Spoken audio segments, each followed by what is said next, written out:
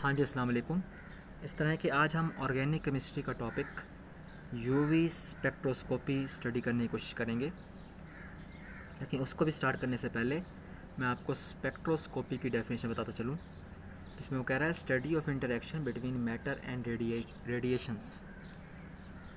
Matter और radiation के दरमियान जो इंटरेक्शन होता है उसे हम क्या कहते हैं, स्पेक्ट्रोस्कोपी कहते हैं। ठीक है। मैटर का मतलब वो सोल्यूशन जिसका हम तज्जिया करना चाह रहे हैं कि आया उसकी कंसंट्रेशन क्या है। मिसाल के तौर पे ये देखें, ये हमारे पास एक सोल्यूशन है जिसे हम मैटर कह रहे हैं। हम इस सोल्यूशन का एनालिसिस करना चाहते हैं कि इसकी कंसंट्रेशन क्या है। तो इस सोल्यूशन का इंटरेक्शन हम किसी रेडिएशन के साथ कराएंगे, जिसको हम क्या कहते हैं, स्पेक्ट्रोस्कोपी कहते हैं। अब यूवी स्पेक्ट्रोस्कोपी को हम इलेक्ट्रॉनिक स्पेक्ट्रोस्कोपी भी कहते हैं। इसमें दो किस्म की रेडिएशन इस्तेमाल होती हैं, जो कि ये पेपर में सवाल इस तरीके से भी आ जाता है कि आपने यूवी स्पेक्ट्रोस्कोपी पे नोट लिखना है या अल्ट्रा वायलेट विजिबल स्पेक्ट्रोस्कोपी पर आपने नोट लिखना है। बहरहाल आपने क्या काम करना है, इसमें दो सोर्सेज याद रखने हैं कि दो किस्म की रेडिएशन यहाँ पर इस्तेमाल हो सकती हैं। एक होती है हमारे पास यूवी रेडिएशंस और दूसरी हमारे पास होती हैं electromagnetic radiations. Electromagnetic radiations visible radiations भी कहलाती हैं। विजिबल रेडिएशंस में वो 7 कलर आ जाते हैं, जो कि आप जानते होंगे विब गॉयर के नाम से। विब गॉयर का मतलब, वी का मतलब वायलेट, आई का मतलब इंडिगो, ठीक है, बी का मतलब ब्लू, जी का मतलब ग्रीन, उसके बाद आता है ओ का मतलब ऑरेंज, वाई का मतलब येलो और आर का मतलब रेड। मतलब ये दो रेडिएशंस हैं जो कि सैंपल के साथ इंटरेक्ट करेंगी और हम उस सैंपल का तज्जिया कर पाएंगे। बात समझ आई? अब जो है, ये जो रेडिएशंस हैं जो कि सैंपल के एनालिसिस के लिए इस्तेमाल होती हैं, इनकी फ्रीक्वेंसी होती है 3×10 की ताकत 10 से लेकर 3×10 की ताकत 16 हर्ट्ज़ तक। 16 हर्ट्ज़ तक हो सकती है इनकी फ्रीक्वेंसी। और इनकी वेवलेंथ क्या होती है, 1 माइक्रोमीटर से 10 नैनोमीटर तक हो सकती है। वेव नंबर क्या होता है, 10 की ताकत 8 सेंटीमीटर इनवर्स हो सकता है। और जो रेडिएशन है उसकी एनर्जी कितनी हो सकती है, 19.86 10⁻⁻17 जॉल। ठीक है। बहरहाल देखें, इसमें ना मेन फ़िलहाल ये 3 चीज़ों पे आप गौर करें, फ्रीक्वेंसी पर, वेवलेंथ पर और वेव नंबर पर। फ्रीक्वेंसी क्या होती है, नंबर ऑफ़ वेव्स पर सेकंड। देखें, यहाँ से लेकर यहाँ तक एक वेव कहलाएगी और यहाँ से लेकर यहाँ तक एक वेव कहलाएगी। ठीक है। तो नंबर ऑफ़ वेव्स पर सेकंड क्या कहलाती है, फ्रीक्वेंसी कहलाती है। और लैम्डा कहलाता है वेवलेंथ। 2 कंसेक्टिव क्रस्ट और 2 कंसेक्टिव ट्रफ का दरमियानी फासला क्या कहलाता है, ये कहलाता है वेवलेंथ। और उसके बाद हमारे पास आता है वेव नंबर। वेव नंबर क्या होता है कि यूनिट लेंथ में जो नंबर ऑफ़ वेव्स मौजूद होती हैं उसे हम क्या कहते हैं, वो कहलाता है वेव नंबर। मतलब 1 सेंटीमीटर में, फ़र्ज़ कर लिया 1 सेंटीमीटर में कितनी वेव्स बन रही हैं, ठीक है, उसे हम क्या कहेंगे, वेव नंबर कहेंगे। और वेव जो है एक साइकिल को कंप्लीट करती है, 360 डिग्री का एंगल कंप्लीट करती है। ये एक साइकिल है यहाँ तक। ठीक है। आगे आते हैं। अब मैंने आपको बताया कि देखें, इसमें रेडिएशन तो इस्तेमाल होगी सैंपल के एनालिसिस के लिए। जो सैंपल होगा वो एक केमिकल कंपाउंड होगा। ठीक है। उस केमिकल कंपाउंड में एटम होंगे, एटम में ऑर्बिट्स होंगे। ठीक है। ऑर्बिट्स में इलेक्ट्रॉन्स होंगे। तो प्रिंसिपल भी जो है फिर उसी लिहाज से हम डिस्कस करने जा रहे हैं। देखें, transition of electrons between orbitals of different energy. मैंने कहा कि जिस सैंपल का हम एनालिसिस करेंगे उसमें वो असल में केमिकल कंपाउंड है, उसमें एटम होते हैं। उसमें क्या होते हैं, एटम होते हैं। तो एटम में ऑर्बिट्स होते हैं, ऑर्बिट्स में इलेक्ट्रॉन होते हैं। हर ऑर्बिट की एक अपनी एनर्जी होती है। ये जो नीचे वाला ऑर्बिट है इसकी अपनी एनर्जी है, और नीचे वाले ऑर्बिट की एनर्जी कम होती है और ऊपर वाले ऑर्बिट की एनर्जी ज़्यादा होती है। ठीक है, तो जब हम रेडिएशन पास करेंगे किसी सैंपल में से तो क्या होगा, इलेक्ट्रॉन एक ऑर्बिट से दूसरे ऑर्बिट की तरफ मूव कर जाएंगे। ठीक है, मतलब एक एनर्जी लेवल से दूसरे एनर्जी लेवल वाले ऑर्बिट की तरफ मूव कर सकते हैं वो। फिर वो कह रहा है कि ग्राउंड स्टेट से हमने इलेक्ट्रॉन को कहाँ ले जाना है, एक्साइटेड स्टेट में ले जाना है। फ़र्ज़ के लिए ये ग्राउंड स्टेट है और ये एक्साइटेड स्टेट है। ठीक है, तो आपने क्या काम करना है, इलेक्ट्रॉन को ग्राउंड स्टेट ऑर्बिट से उठाकर एक्साइटेड स्टेट ऑर्बिट की तरफ आपने इसको ले जाना है। जब इलेक्ट्रॉन यहाँ से यहाँ गया, ग्राउंड स्टेट से एक्साइटेड स्टेट में गया, तो हमें एनर्जी चाहिए। वो एनर्जी हमें कहाँ से मिलेगी, वो हमें रेडिएशन से मिलेगी। जो कौन सी रेडिएशन है, यूवी या EMR, इलेक्ट्रोमैग्नेटिक रेडिएशंस।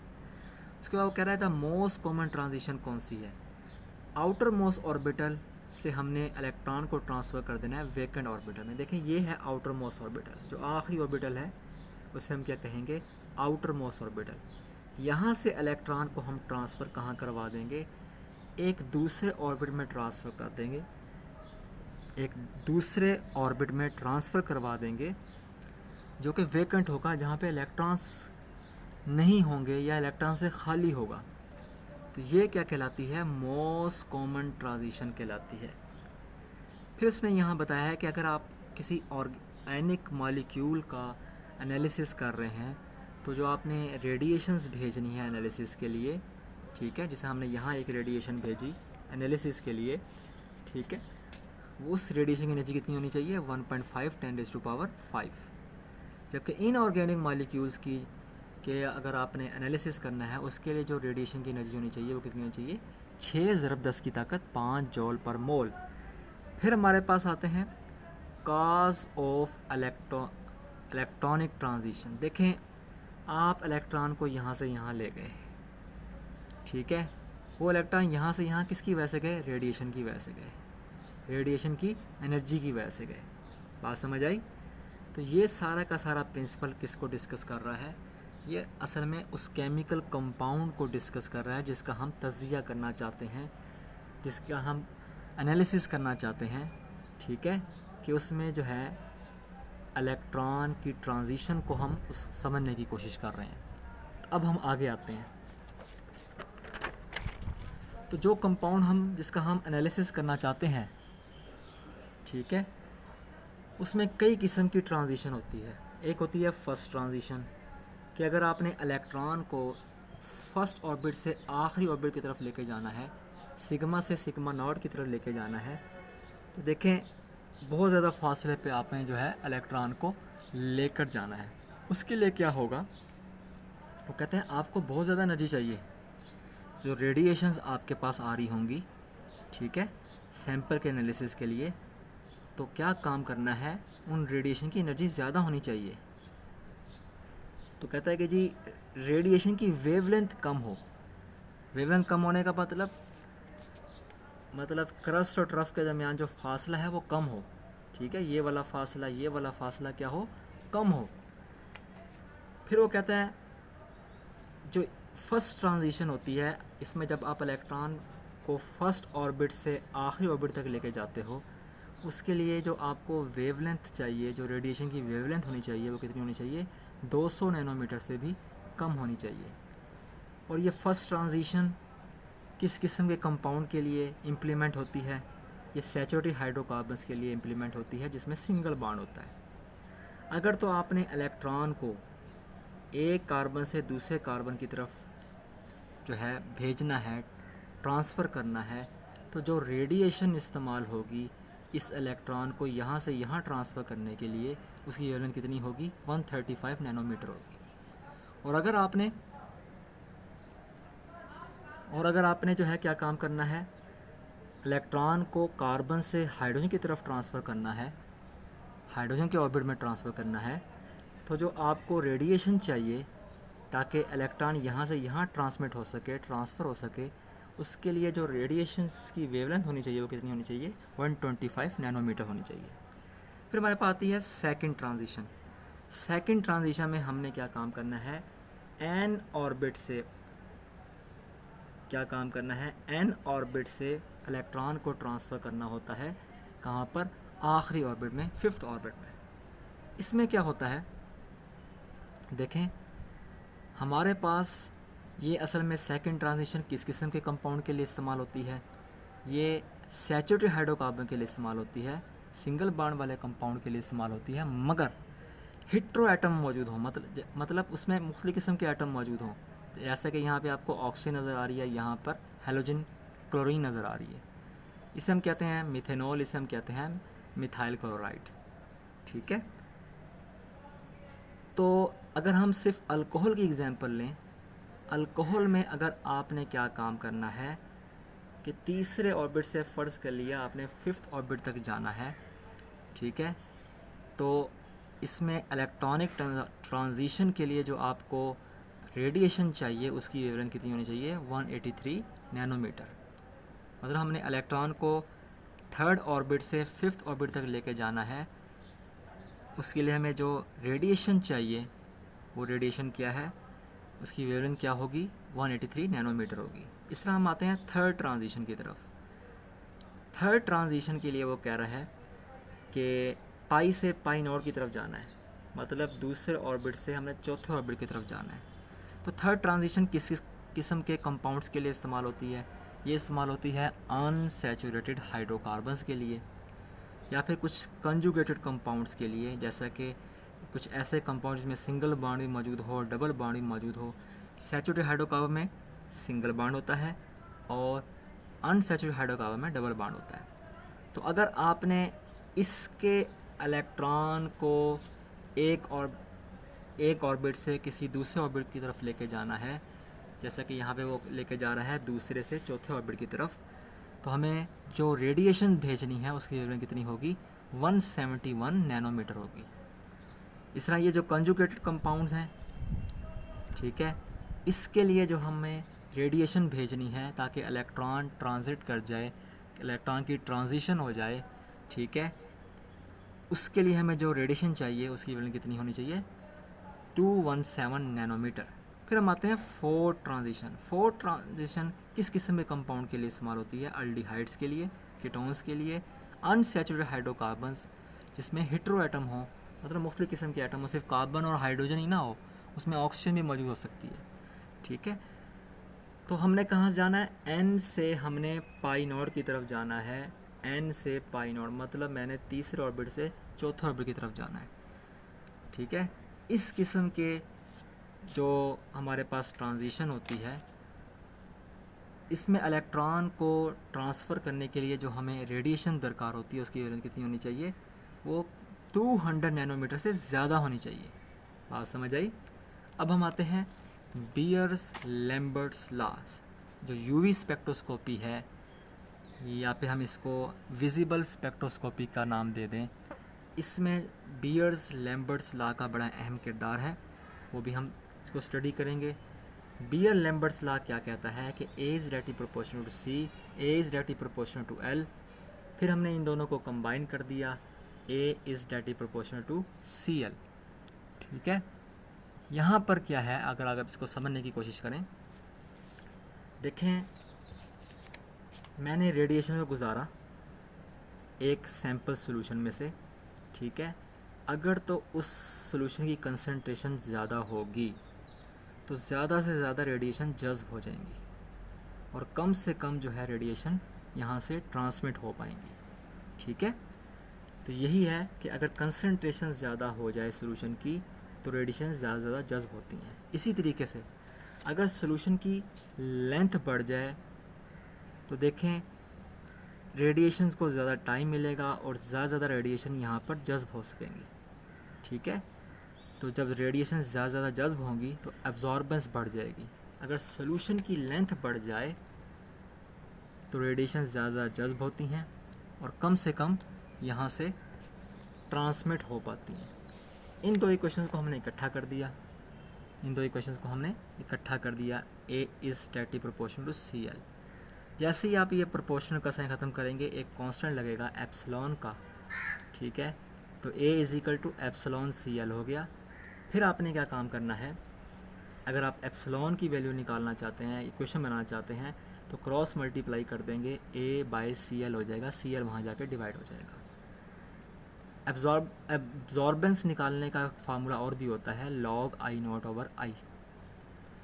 I0 क्या है?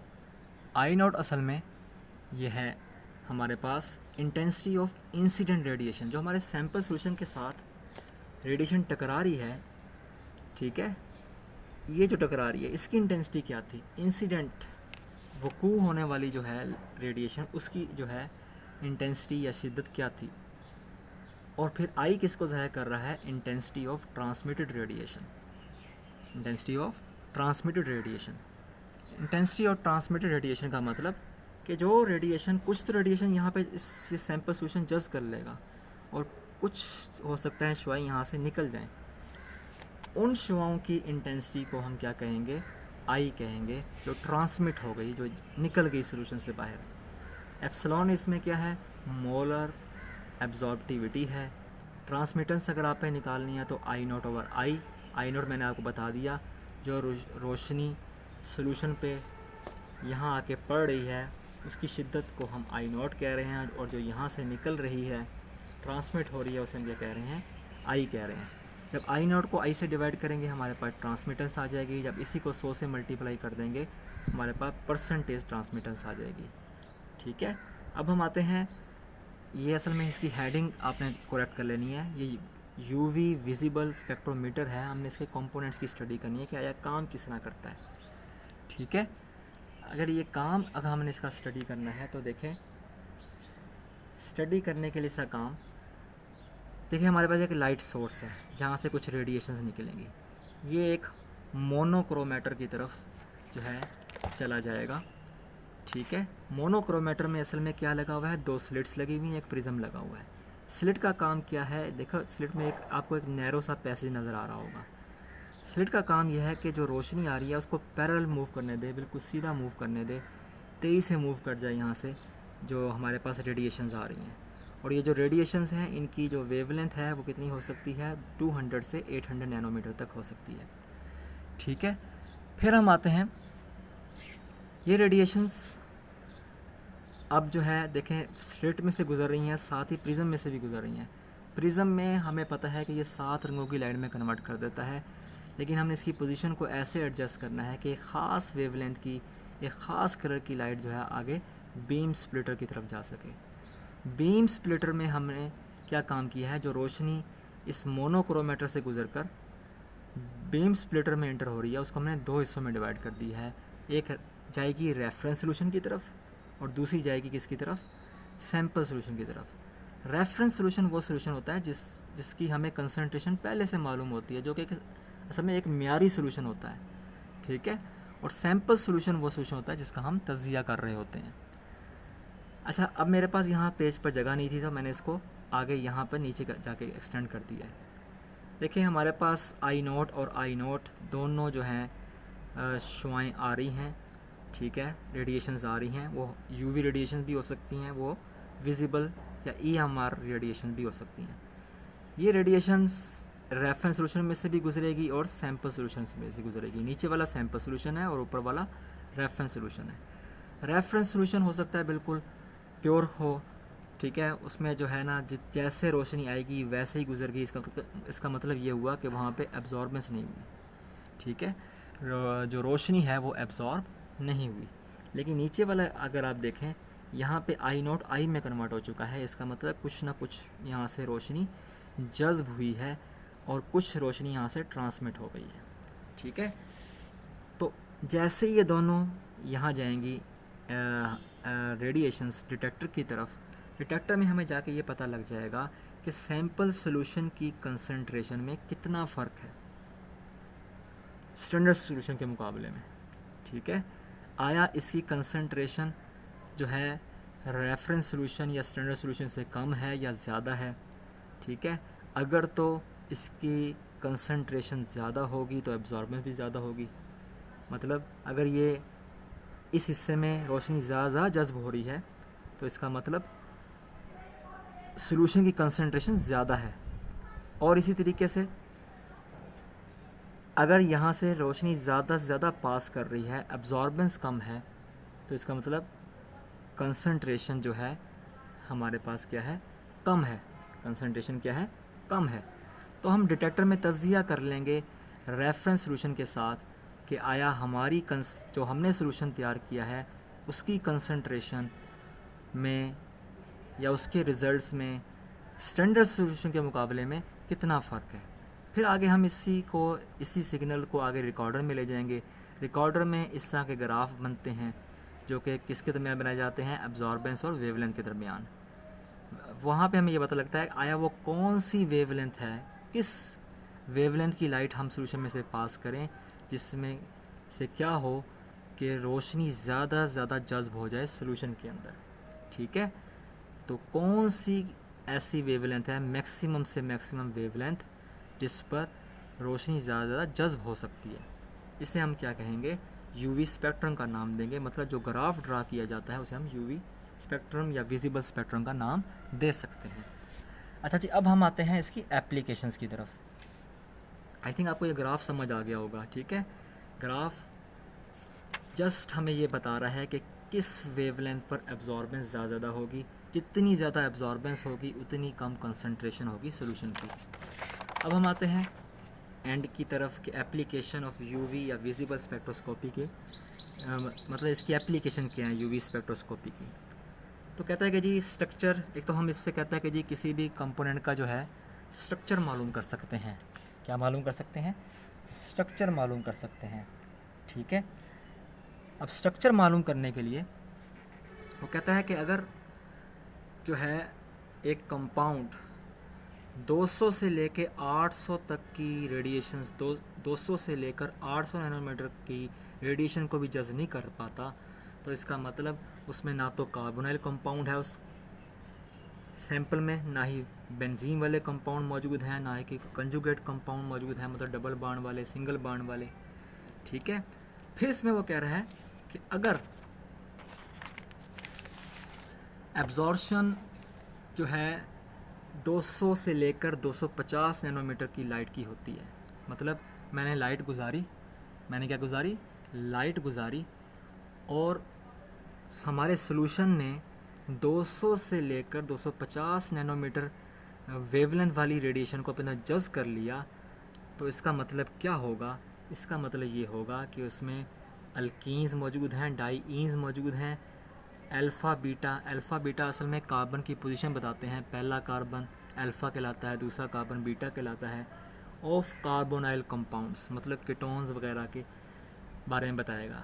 तो अगर हमारा सैंपल 200 से लेकर 250 नैनोमीटर तक की रेडिएशंस को अपने अंदर जज कर लेता है, तो इसका मतलब उसमें अल्कीन्स मौजूद हो सकते हैं और उसमें क्या चीज़ मौजूद हो सकते हैं, अनसैचुरेटेड कार्बोनाइल कंपाउंड मौजूद हो सकते हैं, कीटोन्स वगैरह मौजूद हो सकते हैं, एल्डिहाइड वगैरह मौजूद हो सकते हैं। और अगर जो सैंपल है वो अगर 250 से 300 नैनोमीटर की रेडिएशंस को अपने अंदर जज कर लेता है, ठीक है, तो इसका मतलब यह है कि हमारे सैंपल सॉल्यूशन के अंदर क्या मौजूद है, बेंजीन वाले कंपाउंड मौजूद हैं, बेंजीन वाले कंपाउंड मौजूद हैं। तो आई थिंक आपको यहाँ तक समझ आ चुकी होगी। अब हम आगे चलते हैं। अच्छा जी, अब यूवी या फिर विजिबल स्पेक्ट्रोस्कोपी की और क्या एप्लीकेशन हो सकती हैं। नंबर 2 पे आ रहा है क्वांटिटेटिव एनालिसिस। मेरे सैंपल में कुछ कंपोनेंट्स मौजूद थे, उनकी क्या कंसंट्रेशन थी, क्या मिकदार थी, उस चीज़ का तज्जिया करने के लिए भी हम यूवी स्पेक्ट्रोस्कोपी का इस्तेमाल कर सकते हैं। ठीक है, असल में होता क्या है, होता यही है कि ज़्यादा से ज़्यादा रेडिएशंस अगर कंसंट्रेशन ज़्यादा हो, ठीक है, क्वांटिटी ज़्यादा हो किसी सल्यूट की, तो ज़्यादा से ज़्यादा जो है रेडिएशंस एब्जॉर्ब हो जाती हैं, कम से कम जो है ट्रांसमिट होती हैं। जितनी ज़्यादा अब्जॉर्ब होंगी वहाँ से हम अंदाज़ा लगा लेंगे कि उस सॉल्यूशन में सल्यूट की मकदार भी ज़्यादा थी। इस तरह वो कहता है कि हम विटामिन्स का स्ट्रक्चर भी जो है इसी स्पेक्ट्रोस्कोपी के प्रिंसिपल या प्रोसेस के थ्रू जो है हम मालूम कर सकते हैं। इम्प्योरिटीज़ मालूम कर सकते हैं। जैसा पानी में अक्सर जो है ना क्या होता है, मिट्टी के पार्टिकल्स या दूसरे पार्टिकल बहुत ज़्यादा आ जाते हैं, दूसरी इम्प्योरिटीज आ जाती हैं, साल्ट आ जाते हैं। ठीक है। तो उसका तजिया भी हम कर सकते हैं। जितनी ज़्यादा इम्प्योरिटीज़ होंगी उतनी ज़्यादा रेडिएशन जज्ब होंगी। तो ज़्यादा जब रेडिएशन जज्ब होंगी वहाँ से हम अंदाज़ा लगा सकते हैं कि हमारे सोल्यूशन के अंदर इम्प्योरिटीज़ बहुत ज़्यादा है। ठीक है, फिर हम आते हैं काइनेटिक मेजरमेंट की तरफ। अच्छा, इससे जो है हम ये भी अंदाज़ा लगा सकते हैं यूवी और विजिबल स्पेक्ट्रोस्कोपी से कि हमारा रिएक्शन, जो रेट ऑफ रिएक्शन है, ये डिक्रीज़ हो रहा है या फिर इंक्रीज़ हो रहा है। तो यूवी स्पेक्ट्रोस्कोपी से हम इस चीज़ का भी अंदाज़ा लगा सकते हैं। इसके अलावा जो है फिर हमारे पास आता है छठे नंबर पे स्टीरियो केमिकल स्टडीज़। तो हम स्टीरियो कंपाउंड्स का जो है ना एनालिसिस कर सकते हैं। सिस ट्रांस आइसोमरिज्म की स्टडी कर सकते हैं। ठीक है, वो कैसे स्टडी कर सकते हैं? देखें, यहाँ पे आपको दो किस्म के स्ट्रक्चर दिखाए हुए हैं। एक ट्रांस आइसोमर दिखाया हुआ है आपको, एक ट्रांस आइसोमर्स दिखाया हुआ है, एक आपको सिस आइसोमर दिखाया हुआ है किसका? स्टिल्बीन का। ठीक है, इसमें जो पीएच है ये फिनाइल ग्रुप है। ये देखें इसमें क्या हो रहा है। अगर तो मेरा एक सैंपल था, मुझे एक सैंपल दिया गया था, ठीक है, अगर तो वो 295 नैनोमीटर की रेडिएशंस को एब्जॉर्ब कर रहा है, ठीक है, मतलब 295 नैनोमीटर वेवलेंथ की रेडिएशन को एब्जॉर्ब कर रहा है, इसका मतलब वो कौन सा आइसोमर है? वो ट्रांस आइसोमर है। इसी तरीके से अगर कोई मेरे सैंपल सॉल्यूशन में कोई भी कंपाउंड मौजूद था, ठीक है, और वो इतनी रेडिएशंस को जस्ट कर रहा था, इस वेवलेंथ की रेडिएशन को जस्ट कर रहा था 283 नैनोमीटर की, तो इसका मतलब वो कौन सा आइसोमर था? वो सिस आइसोमर था। इसी तरीके से कहता है कि जी इसे हम टाटोमेरिक जो आइसोमर्स होते हैं या कंपाउंड्स होते हैं उसकी भी जो हम आइडेंटिफिकेशन कर सकते हैं। टाटोमर्स क्या होते हैं? असल में टाटोमर्स जो हैं ये, इसमें प्रोटॉन की शिफ्टिंग होती है, एक ही मॉलिक्यूल के अंदर रहते हुए प्रोटॉन की शिफ्टिंग होती है। तो टाटोमेरिक फॉर्म्स की भी जो है आइडेंटिफिकेशन हम यूवी स्पेक्ट्रोस्कोपी के ज़रिए कर सकते हैं। करना क्या है? एक लाइट गुजारनी है, एक रेडिएशन गुजारनी है। ठीक है, कुछ रेडिएशन हो सकता है जज्ब हो जाएं, कुछ हो सकता है ट्रांसमिट हो जाएं। तो एब्जॉर्बेंस और ट्रांसमिटेंस के लिहाज से हम जो है कंपाउंड्स की स्टडी कर सकते हैं कि आया हमारे सैंपल सॉल्यूशन में कंपाउंड था तो कौन सा कंपाउंड था। अगर कंपाउंड मिसाल के तौर पे अल्डिहाइड था तो किस कंसंट्रेशन में मौजूद था, या अगर मिट्टी के पार्टिकल्स थे तो किस कंसंट्रेशन में मौजूद थे। ठीक है, तो आई थिंक ये आज का टॉपिक आपको समझ आ चुका होगा। मैंने यूवी स्पेक्ट्रोस्कोपी से रिलेटेड तमाम जितने भी पॉइंट्स थे, सब टॉपिक्स थे, वो मैंने सारे इस एक वीडियो में कवर कर दिए हैं। तो आप इसको बड़े अच्छे तरीके से तैयार कर लीजिएगा। बहुत बहुत शुक्रिया आपका।